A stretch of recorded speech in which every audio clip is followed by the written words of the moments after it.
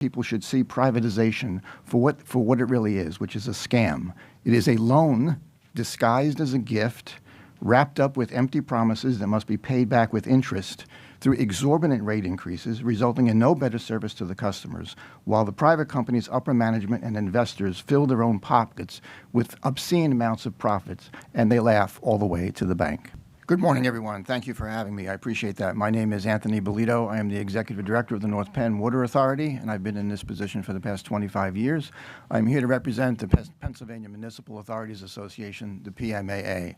There are several hundred authorities across the state providing services, water and sewer and other services to about 6 million residents of the Commonwealth. Authorities provide an excellent value to consumers, excellent service, low cost, high value.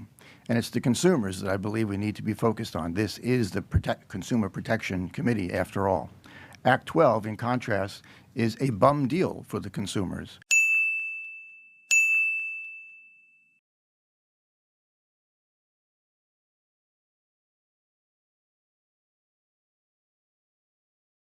It's actually a great deal and a windfall for upper management and investor-owned utilities and their shareholders.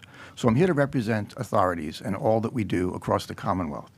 It's important to recognize the distinction between authorities and townships and boroughs.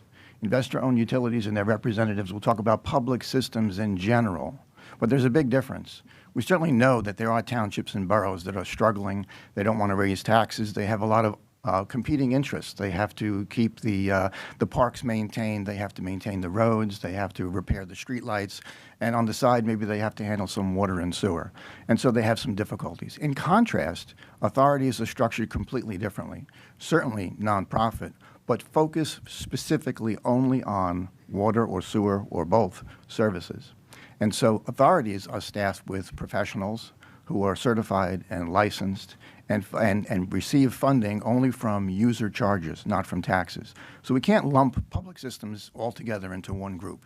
We have to make that distinction between authorities and townships and boroughs. And if there are some townships and boroughs that are having some difficulty, then yes, perhaps consolidation and regionalization is the answer. And that could be done in the public nonprofit sector. As was mentioned by prior testimony, the record of costs on investor-owned utilities to the consumers is generally double or even triple what authorities will charge. And there's a reason for that. We'll get into those reasons. But basically what we're saying here is that we have to look at the total cost and not just listen to the word rates, because a rate specifically is a cost per gallon of water or sewer. But the total cost to the consumer also includes other surcharges, things like the DSIC, the DSIC, the Distribution System Improvement Charge, that privates can levy and that publics cannot. So the total bill, not just the word rates, is something that should be considered. And the track record is double or triple is what the investor-owned utilities are charging the consumers. As I say, it's a bum deal for the consumers. The big private water utilities like Aqua, Pennsylvania American certainly know that they are the higher cost alternative, so they don't even try to argue the point. Instead, they put their own misleading spin, and it is spin, on this by claiming that publicly owned systems have rates that are artificially low because they are falling apart and not investing in the necessary improvements to their system infrastructure. They claim that the lower rates put the public at risk of receiving poor water quality and unreliable service, and that only the privatization of those public systems will provide the necessary capital funding for infrastructure improvements. However, it is important to note that this is a false narrative, and nobody should be fooled by such misinformation. It all comes down to the track record of operational performance. All water and sewer systems, both public and private, must meet the same very strict standards and regulations set by the state and federal governments. These standards relate to water quality, chlorine residuals, pressure requirements, discharge limits, environmental protections, and dependable service, among other criteria. If these strict standards are not met every day, the system would receive violation notifications or would have to mobilize emergency repairs or issue boil water alerts or tell their customers to not drink their water. How often and how widespread these problems occur is a tangible measure of the health and well-being of any water or sewer system. The occurrence of these operational problems and the number of customers impacted is a matter of public record. The recent aggressive efforts for privatization have targeted municipal systems that are not distressed and do not have such problems. They're going after the large, well-managed, and financially stable municipal systems, which have a track record of excellent, high-quality, reliable service. So in these cases, a private company would provide no better service than the customers are currently receiving. Top management at those private utilities spin a narrative in their public statements, and you'll hear it later in a few minutes, I'm sure, a narrative that their operational performance is so much better than the publicly owned systems. But this posture is not supported by the evidence. There are plenty of examples of situations in which privately owned systems have numerous and widespread service disruptions and boil water advisories related to water main breaks, power failures, equipment breakdowns, and treatment plant interruptions. The private utilities are not as bulletproof as they claim to be, and the municipal systems are not as poorly operated as they assert.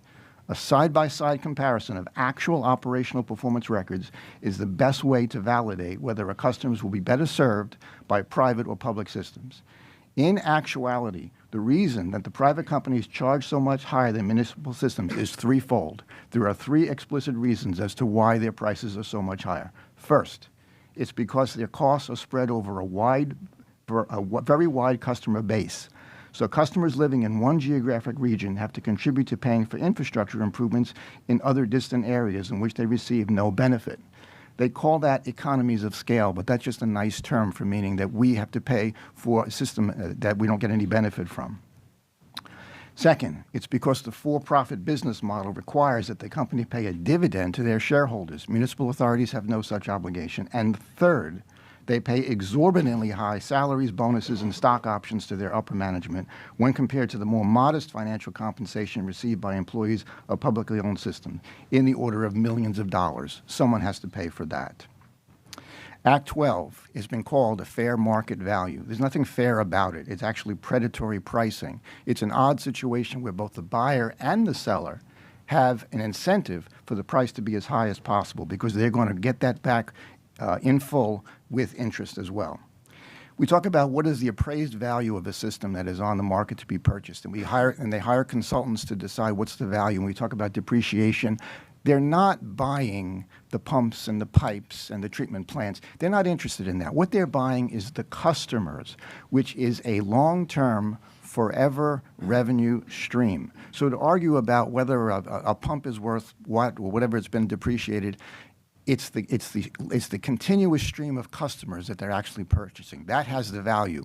One way to put it is they're purchasing not the eggs, but the goose that lays the golden egg. They're purchasing that customer base. That's what they're buying. So in conclusion, we regard the fact that Act 12 should be modified by adding a voter referendum so that the rate-paying customers have the opportunity to voice whether or not they're in favor of privatization. And number two, the scope should be addressed to deal with only distressed systems, which are financially troubled and which are operationally deficient. And those are criteria that can actually be quantified. Private companies, upper management, and investors fill their own pockets with obscene amounts of profits, and they laugh all the way to the bank. Thank you very much.